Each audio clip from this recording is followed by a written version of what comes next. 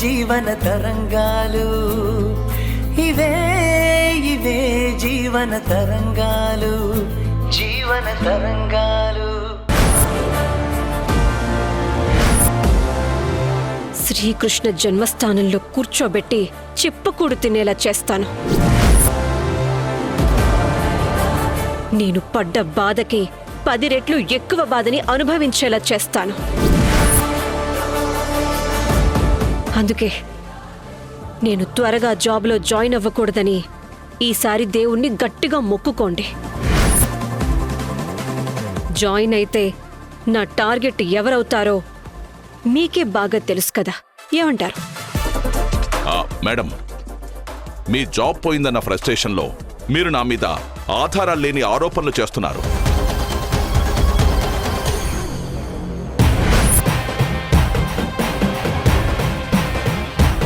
మీ మీద నేను చేసిన ఆరోపణలు నిజమని నిరూపించే ప్రయత్నం నేను చేస్తాను.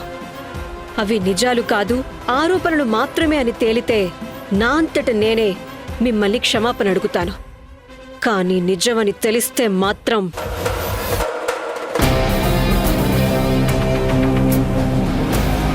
జరగబోయేది మీ ఊహకే వదిలేస్తున్నా.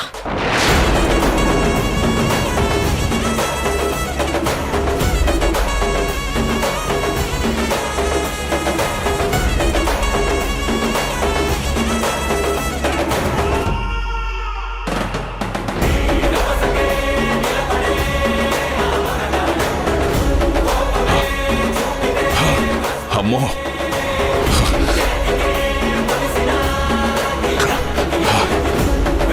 మందు తాగి రిలాక్స్ అవుదామనుకుంటే శివంగిలా వచ్చి దడదడలాడించిపోయింది. అమ్మో, దెబ్బకి హార్ట్ అటాక్ వచ్చినంత పనైంది.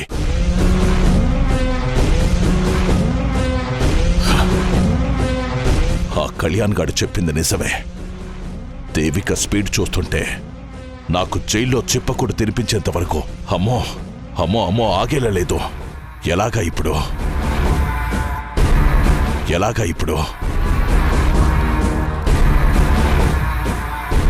అమ్మో,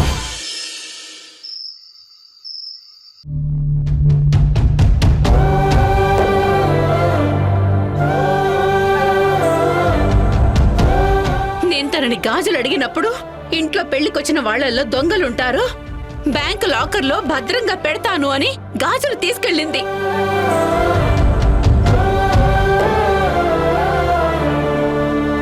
కానీ ఆ గాజులు సడన్ గా ఆ బ్రీఫ్ కేసులోకి ఎలా వచ్చాయి?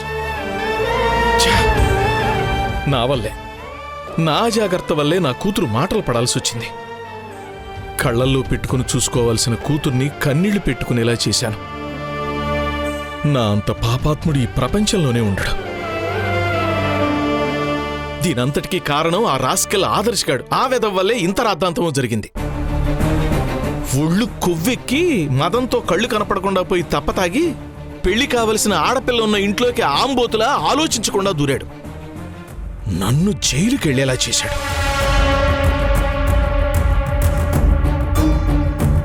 అయినా ఇంత జరుగుతున్నా నన్నెందుకు విడిపించాడో నాకు అర్థం కావట్లేదే. ఇది తేలాలంటే వాణ్ణి అడగాలి, మరో దారి లేదు. అవును, ఇప్పుడైతే తాగి పడిపోయి ఉంటాడు. వెళ్ళి వాడి గుండెల మీద కూర్చొని నిజం కక్కిస్తాను.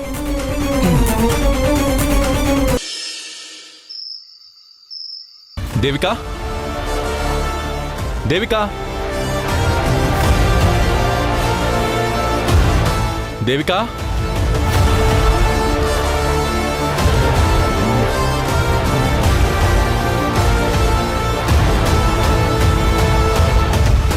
దేవిక సడన్ గా నన్ను వదిలేసి ఎక్కడికి వెళ్ళుంటుంది? ఏమీ అర్థం కావట్లేదే. నేనిప్పుడు ఫోన్ చేసి ఫాలో అప్ చేసినా మళ్ళీ నా మీద డౌట్ వచ్చే ఛాన్స్ ఉంది. కానీ తను ఎక్కడికి వెళ్ళిందో, ఏ కూపీ లాగుతుందో అని టెన్షన్గా ఉంది.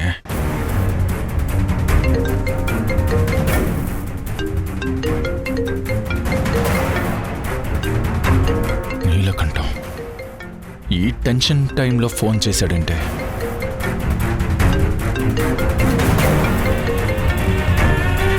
హలో దేవికని జైలుకి పంపించింది నేనేనని నన్ను ఇరికించడానికి ప్లాన్ చేస్తున్నావు కదూ? ఏం మాట్లాడుతున్నావు? నేను నిన్నెందుకు ఇరికిస్తాను? అసలు ఎందుకు కాల్ చేసావో చెప్పు. నా ఇంటికి నీ పెళ్ళాం స్వీట్ బాక్స్ తీసుకొచ్చి నానా గొడవ చేసింది.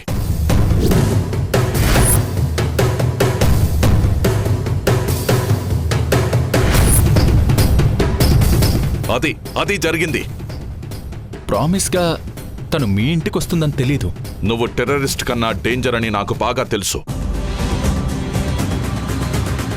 నువ్వే బ్రీఫ్ కేసులో బంగారు గాజులు పెట్టి నన్ను ఇరికించే ప్రయత్నం చేశావని నాకు డౌట్గా ఉంది. అది దేవికకి డౌట్ వచ్చి నాకు వార్నింగ్ ఇవ్వడానికి వచ్చింది. ఓహో, దేవిక వార్నింగ్ ఇవ్వడానికి వెళ్ళిందన్నమాట. ఆ బ్యాంగిల్స్ విషయంలో నన్ను అనుమానిస్తే లాస్ మీకే వస్తుంది నీలకంఠం గారు. ఇదంతా జరగడానికి కారణం మీరే. నేను మిమ్మల్ని ముందే వార్నింగ్ ఇచ్చాను, దేవిక బెయిల్ మీద బయటకొస్తే మిమ్మల్ని వెంటాడుతుంది అని. దేవిక ఎలాగో వచ్చి మీకు వార్నింగ్ ఇచ్చింది కాబట్టి ఇక నుంచి చాలా జాగ్రత్తగా ఉండండి. ఎక్కడ ఏ చిన్న అనుమానం వచ్చినా తన టార్గెట్ మీరే అవుతారు.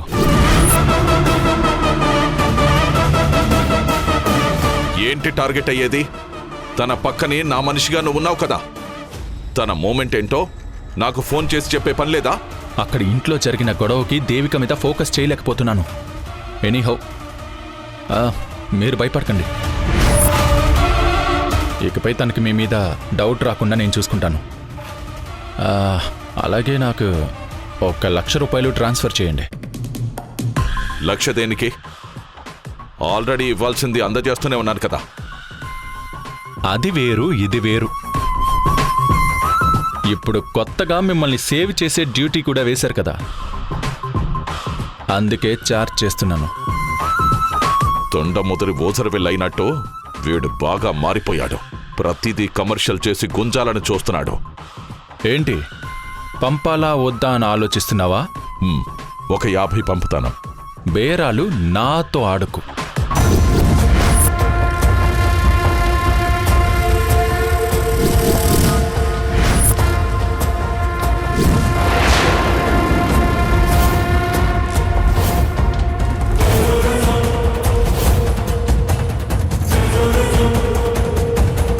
Hello hello hello